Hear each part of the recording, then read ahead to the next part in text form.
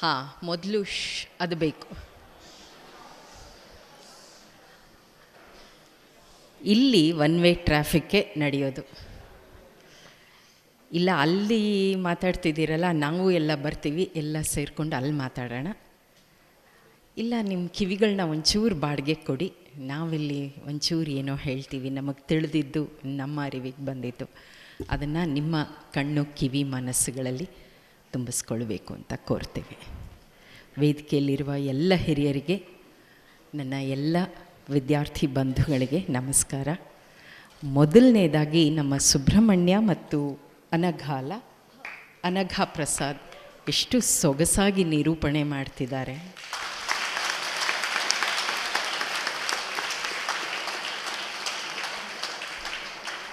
ಅದಕ್ಕೂ ಸರ್ ಅಲ್ಲೂ ಒಂದು ಪುಟ್ಟ ಜಿಪುಣತನ, ಅಲ್ಲಿ ಕೆಲವರು ಅವ್ರಿಗೆ ಯಾಕೆ ಚಪ್ಪಾಳೆ ತಟ್ಟಬೇಕು ಅಂತ ಸಹಜವಾಗಿ ನನಗೆ ಆ ಕಡೆ ಗಮನ ಜಾಸ್ತಿ ಇತ್ತು. ಕಾರಣ ಹೇಗೆ ನಿರೂಪಣೆ ಮಾಡ್ತಾರೆ, ಏನು ಎಂಥ ತಯಾರಿ ಮಾಡಿದ್ದಾರೆ ಅನ್ನೋದು ತುಂಬ ಸಹಜವಾಗಿ ನಾನು ಗಮನಿಸುವಂತಹ ಅಂಶ. ನನಗೆ ಇಷ್ಟ ಆಗಿದ್ದು ಅವರಿಬ್ಬರಲ್ಲಿರುವಂಥ ತಯಾರಿಕೆ, ಅದನ್ನು ಪ್ರಸ್ತುತಪಡಿಸಬೇಕು ಅನ್ನುವ ಸಂಭ್ರಮ.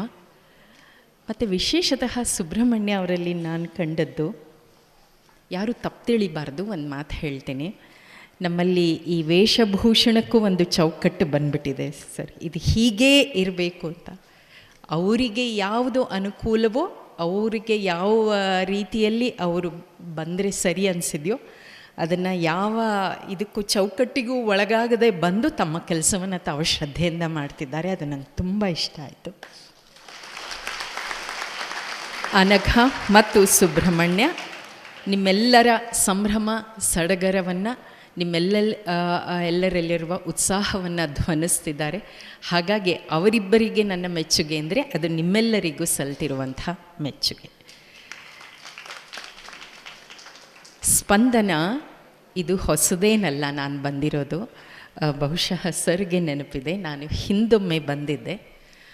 ಮತ್ತು ಸಾಗರ್ ಅವರ ದೆಸೆಯಿಂದ ಬರುವಂಥ ಅವಕಾಶ ಸ್ವಲ್ಪ ನಾನು ಗಿರೀಶ್ ಸರ್ಗೆ ಮಾತು ಹೇಳ್ತಿದ್ದೆ, ನನಗೆ ನಿರೂಪಕಿಯಾಗಿ ಬಂದರೆ ಹತ್ತಾನೇ ಬಲ ಬರುತ್ತೆ. ಅದೇ ಅಲ್ಲಿ ವೇದಿಕೆ ಮಧ್ಯೆ ಕೂತ್ಕೊಂಡ್ರೆ ಒಂದು ಸ್ವಲ್ಪ ಅಷ್ಟು ಒಂಥರ ಸಂಕೋಚ ಆಗುತ್ತೆ. ಆದರೆ ಸ್ಪಂದನದ ಆಹ್ವಾನಕ್ಕೆ ನಾನು ಇಲ್ಲ ಅಂತ ಹೇಳೋಕ್ಕಾಗಲಿಲ್ಲ. ಕಾರಣ ಪ್ರೀತಿಯ ಒತ್ತಾಯ ಸಾಗರ್ ಅವ್ರದ್ದು ಆಗಿತ್ತು. ಇನ್ನೊಂದು, ಈ 2 ವರ್ಷಗಳ ಕಾಲ ನಾವು ಏನೆಲ್ಲ ಕಳ್ಕೊಂಡಿದ್ದೀವಿ ಅಂದರೆ, ಮತ್ತೆ ಹೀಗೆ ಒಬ್ರನ್ನೊಬ್ಬರು ಭೇಟಿ ಆಗೋಕ್ಕೆ ಸಾಧ್ಯವಾ, ಮತ್ತೆ ಇದೆಲ್ಲ ಆಗತ್ತಾ? ಎಷ್ಟರ ಮಟ್ಟಿಗೆ ನನ್ನ ವೈಯಕ್ತಿಕ ಅನುಭವ ಹೇಳ್ತೀನಿ ಅಂದರೆ, ಮತ್ತೆ ನಾನು ವೇದಿಕೆಯಲ್ಲಿ ನಿಲ್ತೇನಾ, ನಿರೂಪಣೆ ಅನ್ನೋದನ್ನೆಲ್ಲ ಮಾಡ್ತೇನಾ?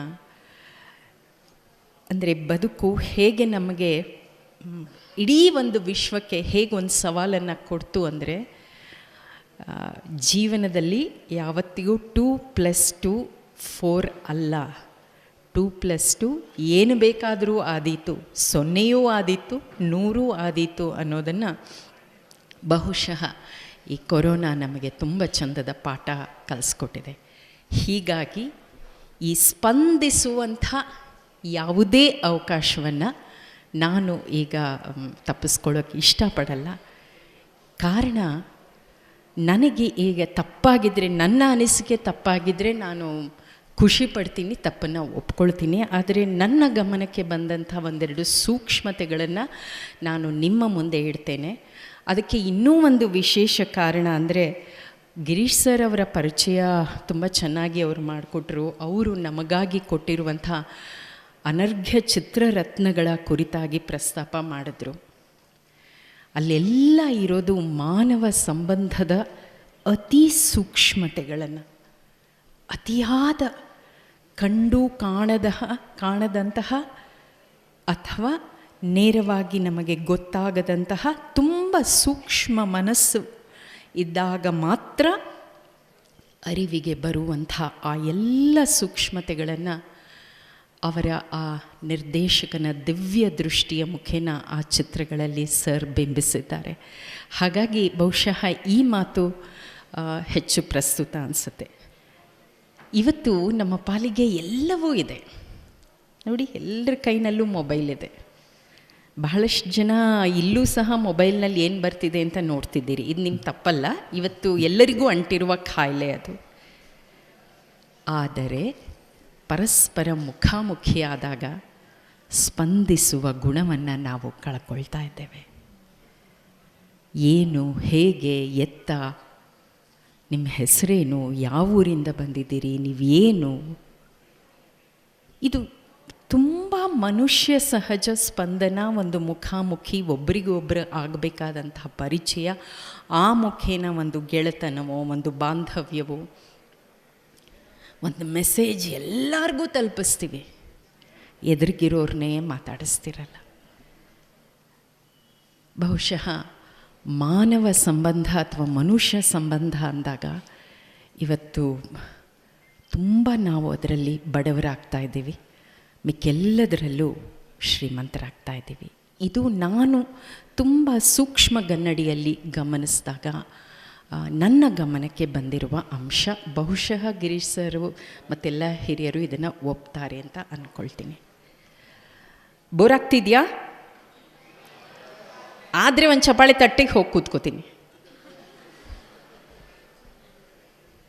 ತಿರುಗಿ ತೊಳಲುವುದು, ತಿರಿದನ್ನ ಉಣ್ಣುವುದು, ಮರೆಯುವುದು, ಮೈ ಮರೆಯುವುದು, ಮರಳಿ ಹೊರಳಾಡುವುದು, ಇರುವಿದೇನು ಒಣರಗಳೆಯೋ ಮಂಕುತಿಮ್ಮ. ತಿರುಗಿ ತೊಳಲುವುದು, ತಿರಿದನ್ನ ಉಣ್ಣುವುದು, ಮರೆಯುವುದು, ಮೈ ಮರೆಯುವುದು, ಮರಳಿ ಹೊರಳಾಡುವುದು, ಇರುವಿದೇನು ಒಣರಗಳೆಯೋ ಮಂಕುತಿಮ್ಮ ಅಂತ DVG ಅವರು ಬಂದರು. ಇರುವು, ನಮ್ಮ ಬದುಕು ಇಷ್ಟೇ. ಈ ದೃಷ್ಟಿಯೆಲ್ಲ ನೋಡಿದಾಗ ಹೊಡೆದಾಡ್ತೀವಿ, ಗುದ್ದಾಡ್ತೀವಿ, ನರಳಾಡ್ತೀವಿ, ಅದು ಬೇಕು ಅಂತೀವಿ, ಇದು ಬೇಕು ಅಂತೀವಿ, ಅದಕ್ಕೆ ಓಡಾಡ್ತೀವಿ, ಇದೇನೋ ಕಿಟ್ಲಿಲ್ಲ ಅಂತೀವಿ. ನಿತ್ಯವೂ ಬದುಕು ಒಂದು ಒಣರಗಳೆ ಅಂತ ಅನಿಸುತ್ತೆ. ಇಲ್ವಲ್ಲ, ನಮ್ಗೆ ಹಂಗೆ ಅನಿಸಿಲ್ವಲ್ಲ ಅಂತ ಅಂದರೆ ಅದಕ್ಕೆ ಕಾರಣ ಸ್ಪಂದನ, ಸಂಸ್ಕೃತಿ, ಸಂಸ್ಕಾರ. ಗಿರೀಶ್ ಸರ್ ಒಂದು ಮಾತು ಪ್ರಸ್ತಾಪ ಮಾಡಿದ್ರು, ಕಲೆ ಯಾಕೆ ಬೇಕು ಅಂತ. ನಿಸಾರ್ ಅಹಮದ್ ಸರ್ ಒಂದು ಪದ್ಯ ಬರೆದಿದ್ದಾರೆ, ಕವಿ ಇಲ್ಲದಿದ್ದರೆ ಲೋಕ ಉಡುಗಿ ಹೋಗುವುದಿಲ್ಲ, ಬಳಲಿ ಬರಡಾಗುವುದೂ ಇಲ್ಲ ಅಂತ. ಅಂದರೆ ಕವಿ ಇಲ್ಲದೇ ಇದ್ದರೂ, ಕವನ ಬರೀದೇ ಇದ್ದರೂ, ಯಾರು ಅದನ್ನು ಹಾಡದೇ ಇದ್ದರೂ, ನಾನು ನಿರೂಪಣೆ ಮಾಡದೇ ಇದ್ದರೂ, ಇನ್ಯಾರೋ ಬಂದು ನರ್ತನ ಮಾಡದೇ ಇದ್ದರೂ, ಗಿರೀಶ್ ಸರ್ ಅಂತಂಥ ಸಿನಿಮಾ ಮಾಡದೇ ಇದ್ದರೂ ಬದುಕು ಸಾಗತ್ತೆ, ಇಲ್ಲ ಅಂತಲ್ಲ. ಆದರೆ ಕೊನೆಯಲ್ಲಿ ಅವರೊಂದು ಸಾಲು ಬರೀತಾರೆ, ಬದುಕು ಹೇಗಿರುತ್ತದೆ ಅಂದರೆ ಕೊಂಚ ಬಡವಾಗಿ ಬರಡಾಗಿ, ಬಡವಾಗಿ ಬರಡಾಗಿ. ಅಂದರೆ ವಿಕೃತಿಗಳನ್ನು ನಾವು ಕಡಿಮೆ ಮಾಡಿಕೊಂಡು ಸಂಸ್ಕಾರಯುತ ಮನಸ್ಸಿನೊಟ್ಟಿಗೆ ಇನ್ನೊಬ್ಬರಿಗೆ ಆಗಿ ಬರುವ ಗುಣದೊಟ್ಟಿಗೆ, ಆಗು ಗೆಳೆಯ ಆಗು ನೀ ಭರವಸೆಯ ಪ್ರವಾದಿ ಅನ್ನೋದು ಕವಿ ಕೊಟ್ಟಿರುವ ಕರೆ. ಆ ಆಗಿ ಬರುವ ಗುಣವನ್ನು ನಮ್ಮದಾಗಿಸಿಕೊಂಡು ಒಂದಷ್ಟು ಎಲ್ಲರೊಂದಿಗೆ ಸ್ಪಂದಿಸುವ, ಬಾಂಧವ್ಯ ಬೆಳೆಸಿ ಬೆಸೆದುಕೊಳ್ಳುವ ಆ ಮನೋಭಾವ ಬೇಕು ಅಂದರೆ ನಮ್ಮ ಮನಸ್ಸು ಹಸನಾಗಬೇಕು. ಹಸನಾಗೋಕ್ಕೆ ಮೃಗೀಯ ಅಂಶದಿಂದ ಮಾನವತ್ವದ ಕಡೆ ಹೋಗಬೇಕು ಅಂದರೆ ನಮಗೆ ಕಲೆ ಅಲ್ಲಿ ನಮಗೆ ಸಹಾಯ ಮಾಡೋದು ಒಂದು ಅದ್ಭುತ ಗಾಯನ, ಒಂದು ಒಳ್ಳೆಯ ನರ್ತನ, ಸ್ಪಂದನದಂಥ ಈ ರೀತಿಯ ಉತ್ಸವ. ಎಲ್ಲರೂ ಒಟ್ಟಾಗೋದು, ಎಲ್ಲರೂ ಕೇಕೆ ಹಾಕೋದು, ಎಲ್ಲರೂ ಸಂಭ್ರಮಿಸೋದು. ನನಗೆ ಇಲ್ಲೆಲ್ಲ ಬಂದಾಗ ನನ್ನ ಕಣ್ಣು ನೀವು ಗಮನಿಸ್ಬೋದು ಗೊತ್ತಿಲ್ಲದೆ ಅರಳತ್ತೆ. ಕಾರಣ ಎಲ್ಲರೂ ಸಿಂಗರಿಸ್ಕೊಳ್ಳೋದು, ಎಲ್ಲರೂ ಸಂಭ್ರಮದಿಂದ ಓಡಾಡೋದು, ಮನೆಯಲ್ಲಿ ಏನೋ ಹಬ್ಬ ಆದಾಗ ಇದೇ ಚಂದ, ಇದೇ ಬದುಕನ್ನು ಕಟ್ಟಿಕೊಡುವಂಥ ಕ್ಷಣಗಳು. ಒಂದು ಫೈನ್ ಡೇ ಎಲ್ಲ ಚೆನ್ನಾಗಿಬಿಡುತ್ತೆ, ಆವಾಗ ಅದ್ಭುತವಾಗಿ ಜೀವನ ಮಾಡ್ತೀವಿ. ಅಲ್ಲ, ಅದು ಜೀವನ ಅಲ್ಲ, ಇದು ನಿರಂತರ ಪಯಣ. ಇದನ್ನು ನಿತ್ಯೋತ್ಸವವಾಗಿಸ್ಕೊಳ್ಳೋದು ನಮ್ಮ ಹೊಣೆ. ಆ ನಿತ್ಯೋತ್ಸವ ಆಗಿಸ್ಕೊಳ್ಳೋದು ಹೇಗೆ ಅನ್ನೋದಕ್ಕೆ ಸ್ಪಂದನದಂಥ ಉತ್ಸವ, ನಾವೆಲ್ಲರೂ ಬೆರೆಯುವಂತಹ ಉತ್ಸವ, ಒಬ್ಬರು ಇನ್ನೊಬ್ಬರು ಭೇಟಿಯಾಗುವ, ಸ್ನೇಹ ಬೆಳೆಸುವ, ಪರಸ್ಪರ ಅಭಿಪ್ರಾಯ, ಮಾತು, ಅನುಭವ ಎಲ್ಲವನ್ನು ಹಂಚಿಕೊಳ್ಳುವ ಈ ಸೇತುವೆ ಇದೆಯಲ್ಲ, ಇದು ನಮಗೆ ಬೇಕೇ ಬೇಕು. ಇದು ನಮಗೆ ಬೇಕು. ಹಾಗಾಗಿ ಇದಕ್ಕೆ 39 ವರ್ಷದ ಆಯುಷ್ಯ. ನಮಗೆ ಬೇಡದಿದ್ದರೆ ಇದು ಇಷ್ಟೊಂದು ಯಶಸ್ಸಾಗೋಕ್ಕೆ ಸಾಧ್ಯನೇ ಇರ್ತಿರಲಿಲ್ಲ. ಮತ್ತು ಗಿರೀಶ್ ಸರ್ ಎಷ್ಟು ಒಳ್ಳೆ ಮಾತು ಹೇಳಿದ್ರು. ಇದು 3 ದಿನದ ಉತ್ಸವದ ಆದ ನಂತರ ಒಂದು ಅಣುವಿನಷ್ಟು ನಾವು ಏನನ್ನೋ ಪಡ್ಕೊಂಡ್ವಿ. ಒಂದು ಸಾಂಸ್ಕೃತಿಕ ಅನುಭವದಿಂದ ನಾವು ಶ್ರೀಮಂತವಾದ್ವಿ. ನಮ್ಮ ಜೀವನದ ದೃಷ್ಟಿಕೋನ ಒಂದು ಮಟ್ಟಕ್ಕೆ ಬದಲಾಯಿತು ಅನ್ನೋದಾದರೆ ಅದು ಸ್ಪಂದನದ ಯಶಸ್ಸು. ನೀವು ಸ್ಪಂದನದಿಂದ ಪಡ್ಕೊಂಡಿರುವ ಯಶಸ್ಸು. ವೇದಿಕೆಯಲ್ಲಿ ಬಂದು ನೀವು ಯಾವುದೋ ಸ್ಪರ್ಧೆಯಲ್ಲಿ ಗೆದ್ದು ಸರ್ಟಿಫಿಕೇಟ್ ಪಡಿದೇ ಇರ್ಬೋದು. ನನಗೇನು ಗಿಟ್ಲಿಲ್ಲ ಅಂತ ಖಂಡಿತ ಅಂದ್ಕೋಬೇಡಿ. ಇಲ್ಲಿಯ ಪ್ರತಿಯೊಂದು ನಂಟು, ಇಲ್ಲಿಯ ಪ್ರತಿಯೊಂದು ಆಗು ಹೋಗು, ಯಾರೋ ಹೇಳುವಂಥ ಮಾತು, ಯಾರದ್ದೋ ಸಂಭ್ರಮ, ಮತ್ತಾರದ್ದೋ ಗೆಳೆತನ, ಇವೆಲ್ಲವೂ ನಮಗೆ ಅನುಭವವಾಗಿ ನಮ್ಮನ್ನು ಗೊಳಿಸ್ಕೊಡುವಂಥದ್ದು, ನಮ್ಮಲ್ಲಿ ಸುಂದರವಾದ ನೆನಪುಗಳನ್ನು ಕಟ್ಟಿಕೊಡುವಂಥದ್ದು. ಹಾಗಾಗಿ ಇಲ್ಲಿಯ ಪ್ರತಿ ಕ್ಷಣವನ್ನು ಅನುಭವಿಸೋಣ, ಆನಂದಿಸೋಣ. ಎಷ್ಟು ಕಷ್ಟಪಟ್ಟು ಇಂಥದ್ದೊಂದು ಉತ್ಸವಕ್ಕೆ ಇಂಥ ಹಿರಿಯರ ಮಾರ್ಗದರ್ಶನದಲ್ಲಿ ಇವರು ಚಾಲನೆ ಕೊಟ್ಟಿದ್ದಾರೆ, ಇವರೆಲ್ಲ ಓಡಾಡ್ತಿದ್ದಾರೆ. ಅದಕ್ಕೆ ನಾವು ವಂದನೆ ಹೇಳೋಣ ಮತ್ತು ಪ್ರತಿಸ್ಪಂದಿಸೋಣ. ಸ್ಪಂದನಕ್ಕೆ ನಿಮ್ಮಿಂದ ಬೇಕಾಗಿರೋದು ಪ್ರತಿಸ್ಪಂದನ. ಅದು ನೀವು ಕೊಟ್ಟಾಗ 3 ದಿವಸದ ಈ ಹಬ್ಬ ಅತ್ಯಂತ ದೊಡ್ಡ ಸಾರ್ಥಕತೆಯನ್ನು ಪಡ್ಕೊಳ್ಳುತ್ತೆ. 39, 69 ಆಗತ್ತೆ, 100 ಆಗತ್ತೆ, ಆಗಬೇಕು. ಅದುವೇ ಸ್ಪಂದನದ ಯಶಸ್ಸು, ಅದುವೇ ನಮ್ಮೆಲ್ಲರ ಯಶಸ್ಸು. ಸಾಕಲ್ವಾ ಮಾತು? ಕೂತ್ಕೊಳ್ಳ. ಇನ್ನೊಂದು ವಿಷಯ, ಗಿರೀಶ್ ಸರ್ ಅವರಿದ್ದಾರೆ, ನಾನು ಹೇಳಲೇಬೇಕು.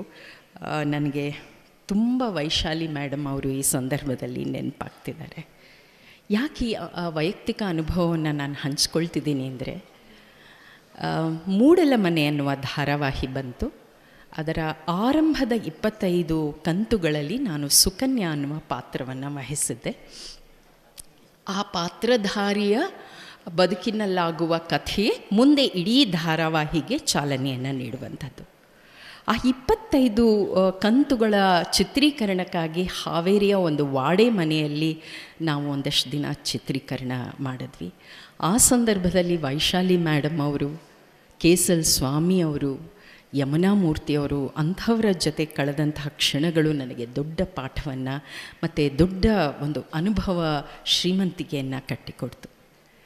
ಆಗ ವೈಶಾಲಿ ಮೇಡಮ್ ಅವರು ಒಂದೊಂದು ಪುಟ್ಟ ಅಂಶದಲ್ಲೂ ತೋರ್ತಿದ್ದಂತಹ ಆಸಕ್ತಿ, ನಿರ್ದೇಶಕಿಯಾಗಿ ತೋರಿಸ್ತಿದ್ದಂಥ ಒಂದು ನಿರ್ದೇಶನದ ಕೌಶಲ್ಯ, ಅದು ಅವರ ಒಂದು ಮುಖ. ಆದರೆ ಎಲ್ಲರ ಕುರಿತಾಗಿ ಅವರು ತೋರಿಸ್ತಿದ್ದಂಥ ಪ್ರೀತಿ, ಕಾಳಜಿ, ಗೌರವ ಇದೆಯಲ್ಲ, ಅದು ಒಂಥರ ನಾನು ಅದನ್ನು ಬೆರಗಾಗಿ ಅಂತ ನೋಡ್ತೀವಲ್ಲ, ಅಂದರೆ ಆ ರೀತಿ ನಾನು ನೋಡ್ತಾ ಇದ್ದೆ.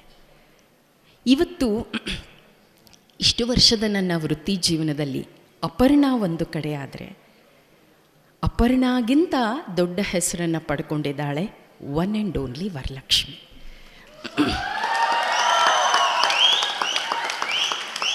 ಈ ಪಾತ್ರವನ್ನು ನಾನು ಒಪ್ಕೊಳ್ಳೋಕ್ಕೆ 2 ಕಾರಣ. ಒಬ್ಬರು ವೈಶಾಲಿ ಕಾಸರವಳ್ಳಿ ಮೇಡಮ್, ಮತ್ತೊಬ್ಬರು ಸಿಹಿ ಕಹಿ ಚಂದ್ರು. ಇದನ್ನು ಅನೇಕ ಸಂದರ್ಶನಗಳಲ್ಲಿ ನಾನು ಹೇಳಿದ್ದೀನಿ. ಇದೇನೋ ಮಜಾ ಟಾಕೀಸ್ ಬಂದಿರೋದು ಈಗ, ವೈಶಾಲಿ ಮೇಡಮ್ ಅವರು ನಮ್ಮನ್ನು ಅಗಲಿ ಎಷ್ಟೋ ವರ್ಷಗಳಾಯಿತು ಅಂತ. ಅವರು ಒಂದು ಸಂದರ್ಭದಲ್ಲಿ ನನಗೊಂದು ಮಾತು ಹೇಳಿದರು, ಅಪರ್ಣಾ, ನೀನೊಬ್ಬಳು ನಟಿ, ನೀನು ನಟಿ ಆಗಿ ಮುಂದಿನ ಹಂತದ ಕಲಾವಿದೆ ಆಗಬೇಕು ಅಂದರೆ ನೀನು ಬರುವ ಎಲ್ಲ ಪಾತ್ರಗಳನ್ನು ಅಪ್ಕೊಳ್ತಾ ಹೋಗಬೇಕು.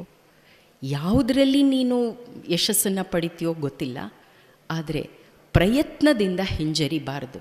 ಒಪ್ಕೋ, ಮಾಡು. ಜನ ಒಪ್ಪಿದ್ರೆ ಅದು ಓಕೆ, ಒಪ್ಪಲಿಲ್ಲ ಅದೊಂದು ಅನುಭವ. ಈ ಮಾತನ್ನು ಸಿಹಿ ಕಹಿ ಚಂದ್ರು ಅವರು ಸಹ ತಮ್ಮ ಹಾಸ್ಯ ಧಾರಾವಾಹಿಗಳ ನಿರ್ಮಾಣದಲ್ಲಿ ಒಂದು ಕಂತಿನಲ್ಲಿ ನಾನು ಪಾತ್ರ ವಹಿಸಬೇಕು ಅಂದಾಗ ಇದೇ ಮಾತನ್ನು ಹೇಳಿದರು. ಹಾಗಾಗಿ ನಾನು ಅಂಥದ್ದೊಂದು ನಿರ್ವಹಣೆ ಮಾಡೋದಕ್ಕೆ ತುಂಬ ಹಿಂಜರಿತದಲ್ಲಿ ಒಪ್ಕೊಳ್ಳೋದಕ್ಕೆ ಒಂದು ಕಾರಣ ವೈಶಾಲಿ ಮೇಡಮ್ ಸರ್. ಹಾಗಾಗಿ ಅತ್ಯಂತ ಕೃತಜ್ಞತೆಯಿಂದ ಅವರನ್ನು ಸಹ ನೆನಪಿಸ್ಕೊಳ್ತಾ ಇದ್ದೀನಿ. ಯಾಕೆ ಇದನ್ನು ಹೇಳ್ತಾ ಇದ್ದೀನಿ ಅಂದರೆ, ನೀವೆಲ್ಲರೂ ಶ್ರೀಮಂತರಾಗಬೇಕು, ನನ್ನ ಯುವ ಸ್ನೇಹಿತರು ಯಾರಿಲ್ಲಿದ್ದೀರಿ, ಅದು ಸಿಕ್ಕಾಪಟ್ಟೆ ವಾರ್ಡ್ರೋಬಲ್ಲಿರುವ ದೊಡ್ಡ ದೊಡ್ಡ ಚಂದದ ಬಟ್ಟೆಗಳಿಂದಲ್ಲ, ಅಥವಾ ಒಂದು 10 ಮೊಬೈಲಿಂದ ಅಲ್ಲ, ಅಥವಾ ಕೈ ತುಂಬ ಬರುವಂತಹ ಸಂಬಳದಿಂದಲ್ಲ, ಅಥವಾ ನಿಮ್ಮ ತಂದೆ ತಾಯಿ ಮಾಡಿಟ್ಟಿರಬಹುದಾದ ಆಸ್ತಿಯಿಂದಲ್ಲ, ಅನುಭವಗಳಿಂದ, ಸ್ನೇಹದಿಂದ, ಪ್ರೀತಿಯಿಂದ. ಕೊಡುವುದೇನು, ಕೊಂಬುದೇನು, ಒಲವು, ಸ್ನೇಹ, ಪ್ರೇಮ. ನಮಸ್ಕಾರ. ಅಪರ್ಣ ಆದರೆ ಹೇಳ್ತಾಳೆ, one and only Varalakshmi dialogue ಬೇಕಂತೆ.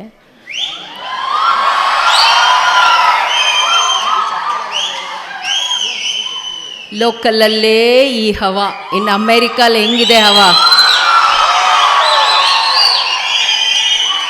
ಆ್ಯಕ್ಚುಲಿ ನಾನು ಯಾರು ಲೋಕಲ್ನವರೆಲ್ಲ ಕರೆದ್ರೆ ಬರೋದೇ ಇಲ್ಲ ಗೊತ್ತಾ.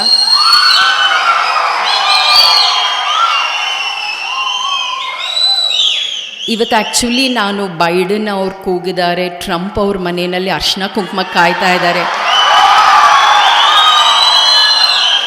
ಹೋಗಬೇಕಿತ್ತು, ಬಟ್ ಬೇಡ, ನಮ್ಮೂರು ನಮ್ಮ ಸ್ಪಂದನ ಕಾರ್ಯಕ್ರಮ ಅಂತ ಅದೆಲ್ಲ ಬಿಟ್ಬಿಟ್ಟು ಸಲ್ಲುಗೆ ಅಪಾಯಿಂಟ್ಮೆಂಟ್ ಕೊಟ್ಟಿದ್ದೀನಿ, ಕ್ಯಾನ್ಸಲ್ ಮಾಡ್ಕೊಂಡು ಇಲ್ಲಿ ಬಂದಿದ್ದೀನಿ. ಬಾಯ್.